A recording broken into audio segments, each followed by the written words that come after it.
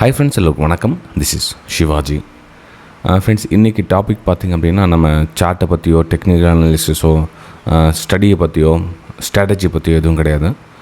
இந்த சைக்காலஜியை கண்ட்ரோல் பண்ண முடியல, என்னால் கோவத்தை கண்ட்ரோல் பண்ணல, என்னால் ஓவர் ட்ரேடிங் அதிகமாக பண்ணிடுறேன், என்னையும் எது அப்படின்வாங்க. இதுக்கு நீங்கள் வெளியே இதுக்கு யாருன்னா சொல்லிக் கொடுப்பாங்களா, இதுக்கு நான் கிளாஸஸ் என்ன வெளியே எடுப்பாங்களா அப்படின்னு கேள்விகள். ஆக்சுவலாக இது அப்படி இல்லை ஃப்ரெண்ட்ஸ். பிரச்சனை நம்மக்கிட்டே இருக்குது, நாம் சரி பண்ணிக்கணும். இது வேறு வழியே கிடையாது. நீங்கள் எவ்வளோ காசு கொடுத்தா வெளியே போய்ட்டு கற்றுக்க வேண்டிய விஷயம் கிடையாது. ஒரு எக்ஸாம்பிள், இப்போ உங்களுக்குள்ளவே சில செக் பண்ணிங்க, உங்களுக்குள்ளே அந்த மென்டாலிட்டி இருக்குதா இல்லையா அப்படின்னு.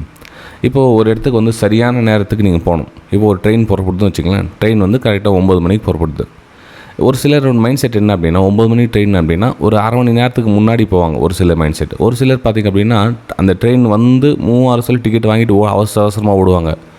ஒரு சிலர் ட்ரெயினை மிஸ் பண்ணிட்டு போயிடுவாங்க.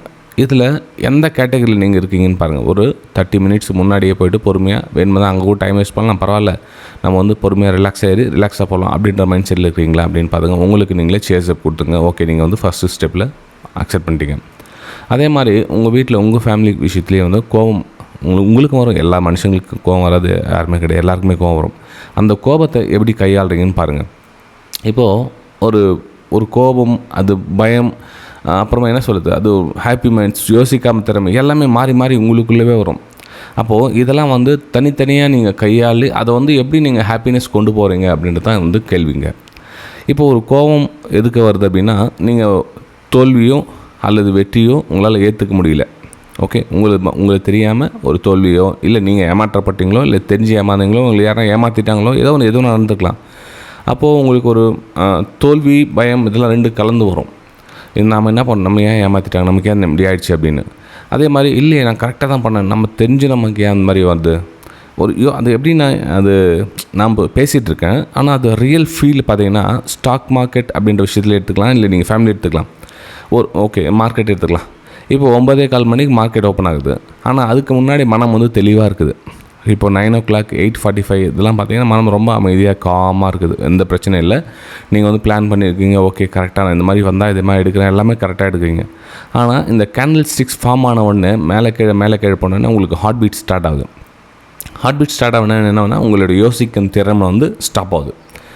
அது நல்லா கவனிங்க ஃப்ரெண்ட்ஸ். இது ரொம்ப முக்கியமான வீடியோ. ஆனால் எத்தனை பேருக்கு புரியுது அப்படின்னு தெரில. ஏன்னா நம்ம ஸ்ட்ராட்டஜி கற்றுக்கிறதுலையோ ப்ரைஸ் ஆக்ஷன் கற்றுக்கிறதுலையோ ஏன்னா இந்த ப்ரைம் குரூப்பில் நிறைய பேர் ஜாயின் பண்ணாங்க. அந்த ஒரு ட்ரேடில் சிஸ்டம் க்ளோஸ் பண்ணுங்கள் அப்படின்னு சொல்லிட்டு நிறைய பேர் அப்போ திரும்ப ட்ரேட் பண்ணி ஓவர் லாஸ் பண்ணிக்கிறாங்க. என்ன ரீசன் அப்படின்னு கண்டுபிடிச்சி பார்த்தா, மனம் அமைதியாக இருக்குது. திரும்ப டாபிக் வராங்கன்னு மனம் ரொம்ப அமைதியாக இருக்குது. அந்த 9:15 மணிக்கு மார்க்கெட் ஓப்பன் ஆகுது. கேண்டில் மேலே கீழே போனோன்னு அதனுடைய அவங்களுடைய டோட்டலாக வந்துடுறாங்க. இவங்க வேறு ஆளை மாறிடுறாங்க. அப்போ என்ன ஆகுதுன்னா, அவங்களுக்கு அந்த எமோஷனல்ஸ் அந்த இதுக்கு இம்பார்ட்டன்ட் கொடுக்குறாங்க. அந்த ஒரு மேலே போயிடுச்சு, கீழே வந்துடுச்சு, மேலே போயிடுச்சு, இதுக்கு மேலே போன இங்கே வந்துடும், இதுக்கு மேலே இவங்களுக்கு யோசிக்க திறன்னா அந்த கேண்டலுங்க உங்களை ரீட் பண்ணுது. அதாவது நீங்கள் உங்களை அது கையாளுது. இப்போ இங்கே நல்லா சூப்பராக மேலே போகுது அப்படின்னு உங்களை யோசிக்க வைக்குது. உங்களோட கை என்டர் பட்டன் அமுத்துது. சப்போஸ் பணம் இல்லை அப்படின்னா இன்னொரு அமௌண்ட் விட்ரா ஆட் பண்ண சொல்லுது, குவான்டிட்டி மல்டிப்ளை பண்ண சொல்லுது. அது என்னென்ன சொல்லுது அதை நீங்கள் கேட்டுக்கிட்டே இருக்கீங்க. அப்போ என்ன ஆகுனா, அது நீங்கள் கேட்க ஸ்டார்ட் பண்ணிட்டீங்கன்னா நீங்கள் என்ன யோசித்து வச்சிங்களோ அதை அப்ளை பண்ண முடியாமல் சூழ்நிலை ஆகிடுது. அது என்ன சொல்லுது, ஒரு தோல்வி. அந்த தோல்வி திரும்ப பயமாக மாறுது. நெக்ஸ்ட் ட்ரேட் பயமாக மாறுது. ஃபஸ்ட்டு தோல்வி போயிடுச்சு அப்படின்னு சொல்லிட்டு அதுக்கப்புறம் இன்னொரு ட்ரேட் சரி இந்த ட்ரேட் போகுமா இல்லையான்னு தெரியல, கடவுளே என்ன ஆகுதுன்னு தெரியல அப்படின்னு பயத்திலேயே அடுத்த ட்ரேட் எடுக்கிறீங்க. அடுத்த ட்ரேட் மேபி லாபத்துலேயும் போகலாம். ஆனால் நீங்கள் என்ன பண்ணுறீங்கன்னா, அந்த பயம் காரணமாக அதை ப்ராப்பர் டிசிப்ளினை ஃபாலோ பண்ணலாம், சின்ன ப்ராஃபிட்டை கட் பண்ணிட்டு வெளியே வரீங்க. அப்போ உங்களுக்கு அதுவே இப்போ ரொம்ப சந்தோஷமாக வந்துச்சா சாமி, அந்த கேபிட்டல் போதும் நீங்கள் அப்படின்னு.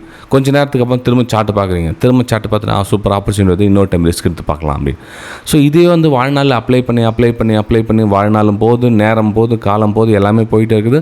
கடைசி வேலை உங்களால் ஒரு லாபத்தை நோக்கி வர முடியல. திரும்ப என்ன பண்ணுறீங்க, மறுநாள் மார்க்கெட் முடிஞ்சு யோசிக்க ஸ்டார்ட் பண்ண மறுநாள் காமாக இருக்கிறீங்க. சூப்பராப்பா சாமி போதும் இன்றைக்கி கரெக்டாக எடுக்கலாம் அப்படின்னு. திரும்ப அதே 9:15 மணி சார்ட் ரீடிங், கேண்டில் போது, திரும்ப அதே இது ரொட்டீனாக பண்ண என்ன ஆகுனா உங்களால் கற்றுக்க முடியாது ஃப்ரெண்ட்ஸ். இது ஒரு போதை, அடிக்ஷன் மாதிரி ஆகிடும். இதையே யோசித்து பண்ணி பயத்து ட்ரேடிங் எடுத்து எத்தனை பேர் இந்த ஃபீல் பண்ணுறீங்கன்னு தெரியல. உங்களுக்கு கீழே கமெண்ட்டுகளை தெரிவிக்கலாம். லைக்ஸ் மேக்ஸிமம் ஒரு 300 லைக்ஸ். இவ்வளோ எஃபர்ட் பண்ணி ஒரு வீடியோ ரெடி பண்ணுறப்போ ஒரு 300 லைக்ஸ் எதிர்பார்க்கறதுல நான் தப்பில்லை.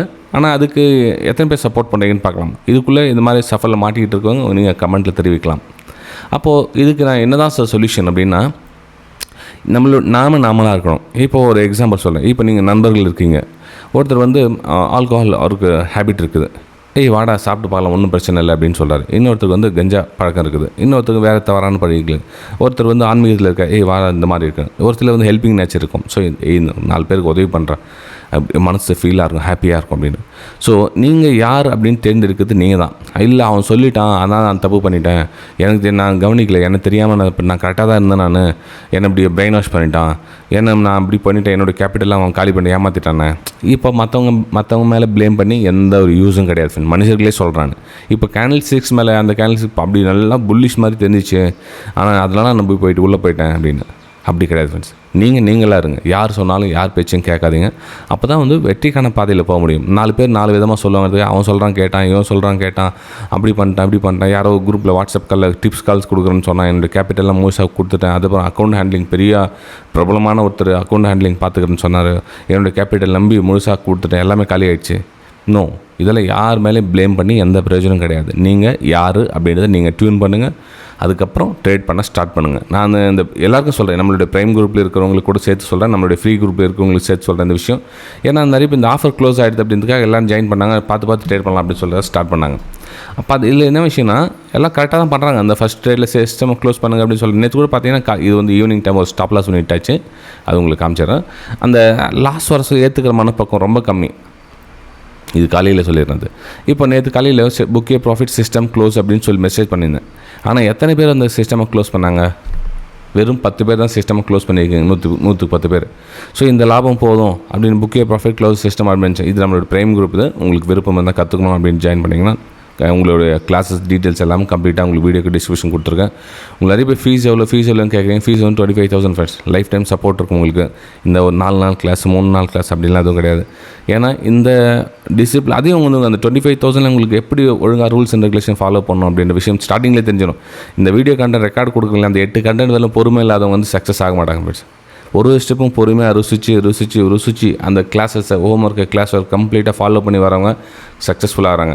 இந்த 2 வீடியோ பார்த்துட்டு நெக்ஸ்ட் வீடியோ அனுப்புங்க, எல்லாம் பார்த்துட்டு முடிச்சாச்சு அப்படின்றாங்களே, அவங்க வந்து சக்ஸஸ்ஃபுல் ஆகிறதுக்கான வாய்ப்புகள் ரொம்ப கம்மி. ஏன்னா அவங்களுக்கு பொறுமை இல்லை. அவங்களுக்கு அந்த ஒரு வீடியோ என்ன தான் இருக்குது, சரி அடுத்தவங்க கொடுக்குறதெல்லாம் கொஞ்சம் அமைதியாக இருப்போம் அப்படின்ற கான்செப்ட் இல்லாமல் நெக்ஸ்ட் அவங்களுக்கு புரிதல் அடுத்தது என்ன இருக்குன்னு தெரிஞ்சுக்கிறோம், ரொம்ப அக்ரெசிவாக இருப்பாங்க. அப்போ என்ன ஆகுனா அவங்களுக்கு பொறுமை எழுந்துருவாங்க. கற்றுக்கிறதுல ஸ்கிப் ஆகிட்டு போயிட்டே இருப்பாங்க. கடைசியில் வெளியில் போய்டுவாங்க, மார்க்கெட் விட்டு போயிடுவாங்க. ஸோ அதுதான் அந்த லைஃப் டைம் எடுத்ததுக்கு காரணம் என்னென்னா, அந்த கிளாஸஸ் வந்து அவங்க ஒரு நல்ல முழு புரிதல் இருக்கணும். அதுக்கு தான் இப்போ அவங்க ஃபீஸ் அவங்க கொடுக்க காரணம் என்ன, ஓகே நமக்கு வந்து விஷயம் தெரிஞ்சுக்கணும், இது தெரியல, இது புரியல, நம்ம இதை கற்றுக்கணும், இப்படி பண்ணணும், அப்படி பண்ணணும். அந்த ரூல்ஸை கரெக்டாக ஃபாலோ பண்ண போகிறப்ப ட்ராக்கில் வரதுக்கு கொஞ்சம் டைம் எடுத்துக்கும். அதுதான் வந்து லைஃப் டைம் அப்படின்ற விஷயம் அந்த கான்செப்டில் வந்தது ஃப்ரெண்ட்ஸ். ரைட்டுங்களா? ஸோ இப்போ புரிஞ்சிருக்கு நம்புகிறேன். நீங்கள் கையாள்னா தான் வந்து நீங்கள் சக்ஸஸ்ஃபுல்லாக வர முடியும். மார்க்கெட் மேலேயோ கேண்டில் மேலேயோ இல்லை யாரோ 3வது number WhatsApp call group call தராங்க, டிப்ஸ் கால் தராங்க, அவங்கள நம்பி போனாவோ ஒரு பிரயோஜனம் கிடையாது. புரியுதுங்களா? சரி ஃப்ரெண்ட்ஸ், நம்ம அடுத்த வீடியோ சந்திக்கலாம். தேங்க்யூ.